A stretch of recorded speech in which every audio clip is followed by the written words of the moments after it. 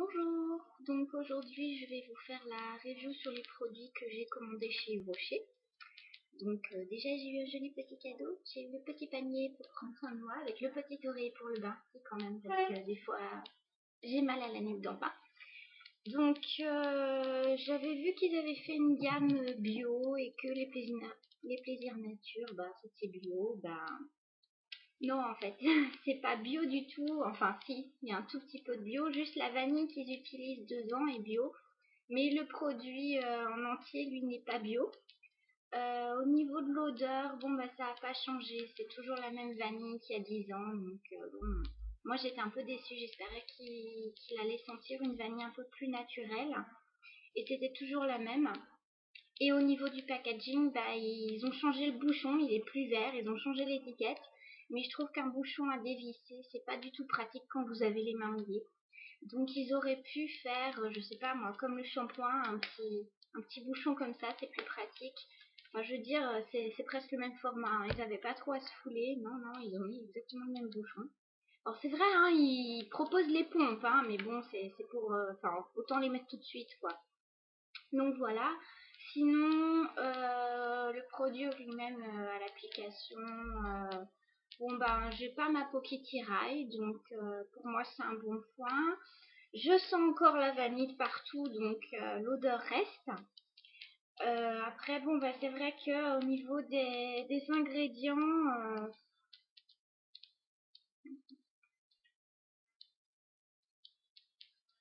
ouais, la vanille arrive en 7e position. Donc, sachant que les ingrédients sont classés par ordre de fraction dans le produit, ça veut dire que la vanille, il n'y en a pas beaucoup. Pour un gel douche et la vanille, c'est moyen. Donc, bon. Il y a même plus d'amamélis que de vanille, c'est pour dire.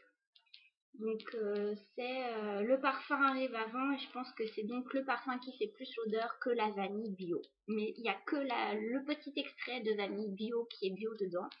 Sinon, il n'a pas de label, il n'est pas... Donc, quand je lis l'étiquette, je comprends pas forcément ce que je me mets sur la peau, donc voilà. Ensuite, j'ai acheté le gommage qui était assorti, donc le gommage plaisir nature aussi à la vanille. Alors, lui, déjà, j'aime bien le packaging parce que je me souviens des gros pots, pareil, avec le couvercle vert, que quand on a les mains mouillées, on ne sait pas l'ouvrir parce qu'il est tout lisse de partout.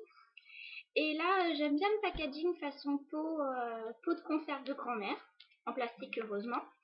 Mais je le trouve facile à ouvrir aussi quand on a les mains mouillées. Voilà. Par contre, faites pas comme moi. Enlevez l'upercule de sécurité avant d'aller sous la douche. Parce qu'avec les mains mouillées, c'est galère. Après, il sent bon là comme ça. Mais après, vous êtes passé le gel douche. Franchement, vous sentirez plus l'odeur. Si c'était pas marqué sur le pot, vous sauriez pas. Vous dites, ah tiens, je mets un truc à la noisette. Un truc bêta, je sais pas. Après, moi, je l'ai trouvé un petit peu trop agressif. Par rapport à mon Copacabana. Donc les petits grains, je les trouve une fois à l'application vraiment trop présents par rapport à la crème et pas forcément hydratant parce que bon, je sais pas si vous connaissez le Copacabana, mais après l'application, il vous laisse une fine couche un peu huileuse et c'est ça qui va hydrater votre peau. Et là, c'était vraiment le gommage de base, l'exfoliant de base. Donc, bon, je l'utilise que sur mes jambes et mes cuisses, mais je veux dire, c'est pas un must-have, quoi. C'est vraiment entre deux pénuries de Copacabana, quoi. Mais après, pour ma peau, il va être trop agressif, donc ce sera une fois par mois seulement et pas une fois par semaine, comme d'habitude. Sinon, j'ai aussi commandé un shampoing pour faire des reflets bruns, parce que là, ils ont des reflets roux de mon ancienne couleur, mais j'ai refait ma couleur naturelle. Donc, pour prendre soin de ma couleur naturelle qui est en train de se pousser, je vais prendre celui-là. Alors, je me souviens avant, je m'achetais celui à la vanille quand j'étais, il y a très longtemps, il y a 10 ans. Non pas à la vanille, à la camomille. Et je l'aimais bien, j'aimais bien les shampoings de chez Yves Rocher. Celui-là, déjà, j'aime bien l'odeur. Mais à mon avis, ça plaira pas forcément aux plus jeunes. L'odeur, c'est assez particulier, donc ça plaira pas forcément aux plus jeunes. Donc je ne l'ai pas encore testé parce que j'ai reçu le paquet hier soir et je me suis lavé les cheveux hier matin. Donc, et puis même pour l'effet d'un shampoing, je préfère en général attendre plusieurs applications. Donc je vous referai un jour, je vous expliquerai sur mon blog quand j'aurai vu le test. Et puis le produit que j'attendais le plus, la lotion du coucher, elle certifiée bio. Alors déjà bon, le packaging, une lotion en spray, c'est déjà super pratique, sauf que quand on voit l'application, il faut l'appliquer sur un coton. Donc pourquoi le mettre en spray, hein, on se demande.